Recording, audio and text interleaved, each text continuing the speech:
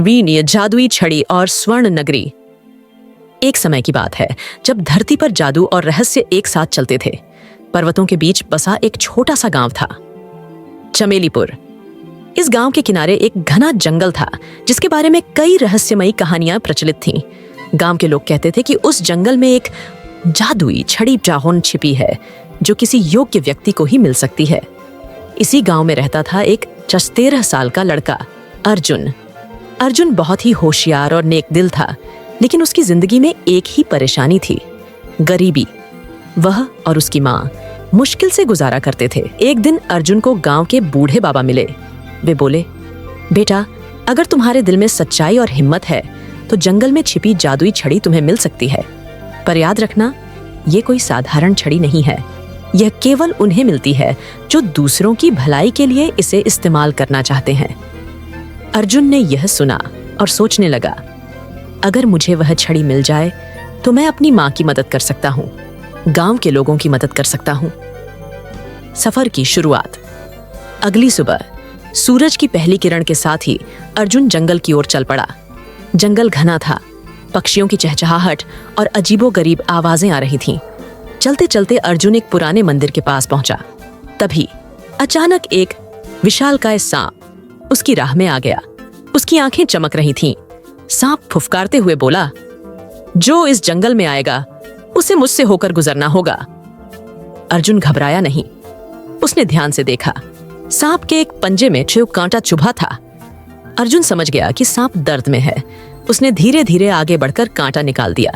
सांप मुस्कुराया और बोला, तुम दयालु हो, इसीलिए मैं तुम्हें रास्ता बताऊंगा। जादुई छड़ी पवित्र झील के पास है, पर वहां तक पहुंचने के लिए तुम्हें डाह परछाई राक्षस वान से बचना होगा। परछाई राक्षस का सामना।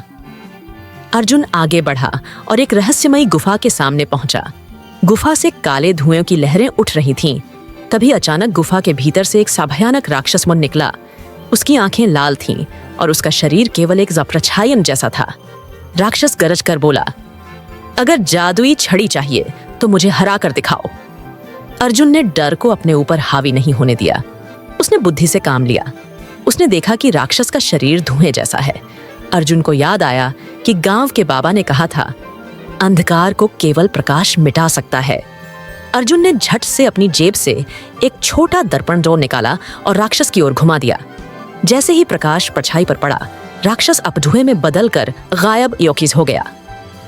अर्जुवात, जादुई छड़ी की प्राप्ति।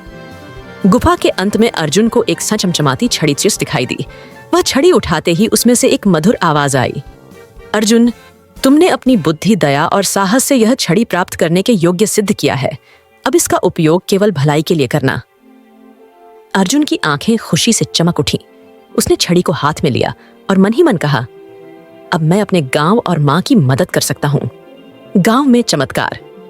अर्जुन गांव लौटा और सबसे पहले अपनी मां की झोपड़ी को एक सुंदर घर में बदल दिया।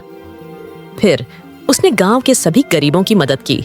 जिनके पास खाने के लिए अनाज नहीं था, उनके खेतों में सोने की फसल लहरा उठी। जिनके घर टूटे हुए थे, वे नए महलों जैसे बन गए। लेकिन अर्जुन ने अपनी जादुई छड़ी का इस्तेमाल कभी भी स्वार्थ के लिए नहीं किया। धीरे धीरे चमेलीपुर एक समृद्ध गांव खान बन गया। लोग अर्जुन को सम्मान देने लगे और उसे स्वर्ण नगरी का रक्षक कहने लगे। अंतिम शिक्षा। अर्जुन ने एक दिन गांव के सभी बच्चों को इकट्ठा किया और कहा, सच्ची ताकत जादू में नहीं बल्कि दयालुता, ईमानदारी और बुद्धि में होती है। अगर तुम्हारे इरादे नेक हों तो दुनिया की कोई भी ताकत तुम्हें रोक नहीं सकती। और इस तरह जादुई छड़ी के साथ अर्जुन ने सिर्फ अपने गांव को ही नहीं बल्कि पूरे राज्य को एक नई राह दिखाई। सीख।